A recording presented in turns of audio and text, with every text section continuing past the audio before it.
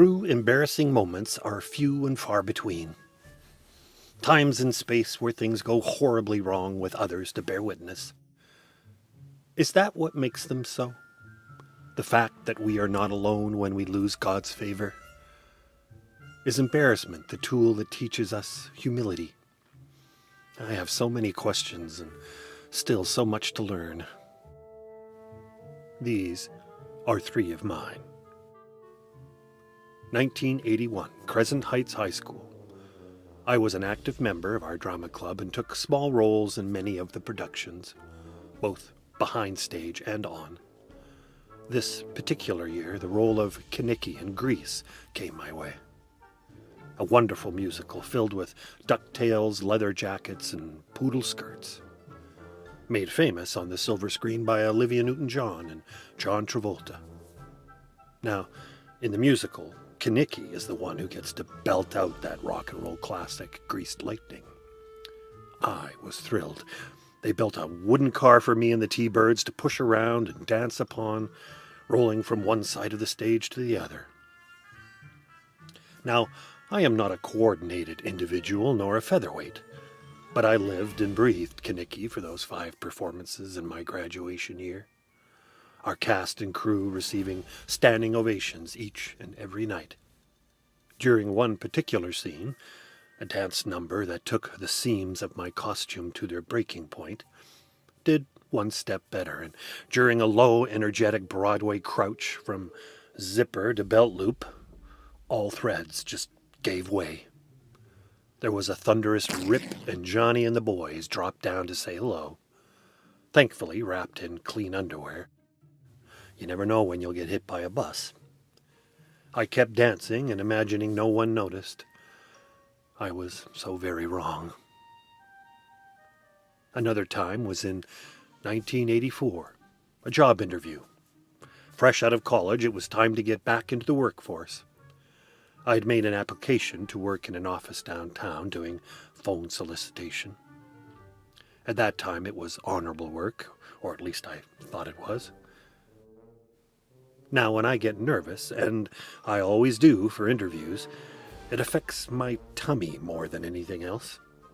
An orchestra of grunts, wheezes, and grumblings as food and gas are squeezed and pushed around inside my abdomen. The meeting was on the 4th floor, a professional environment I was unused to. It was just after lunch and the elevator ride crammed with well-dressed people. Between the 2nd and 3rd floor, my belly shifted horribly, and before I could pinch butt cheek to butt cheek, an explosive pass of foul green fog emitted and filled what little space was left for all of us to breathe. Amidst polite coughs, throat clears, and quite a few evil eyes, I kept mine glued to the floor. Understandably. When the elevator doors opened, I am sure people who still had more floors to go got off anyway and chose the stairs as their means of transport. When I was called into the office for my sit-down, resume in hand, nervous smile across my face, the person conducting my interview had been standing directly behind me just moments earlier, when Foghorn Leghorn came calling out of my arse. Needless to say, I did not get the job. Then, in 1997, downtown Vancouver, I had won a screenwriting contest, and tonight was the meet and greet. Fellow writers and celebrities in attendance, delicious food, speeches, a celebration of the winners. I was staying in a hotel 10 blocks from the event, and in my wisdom thought the walk would do me good.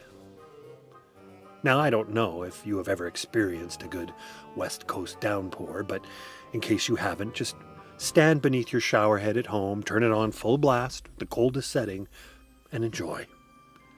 Halfway to the party, the evening skies darkened quickly and dumped what felt like a biblical amount of water down on me. Soaked to my skin through coat, suit, shoes, no umbrella. To retreat back the way I had come, pointless. I walked into that meet and greet with its crystal glasses of champagne and tiny cheese and crackers like a Titanic survivor, freshly pulled from the North Atlantic. Sheepish grin across my face, pools forming wherever I walked. The first thing that was handed to me was a towel. I would not dry until I returned to my hotel room 3.5 hours later, and even then my shoes squeaked all the next day as a painful reminder. So, take hold of the embarrassing times you have endured. They will keep you warm and eventually place a smile upon your face whenever remembered. And that is always a good thing.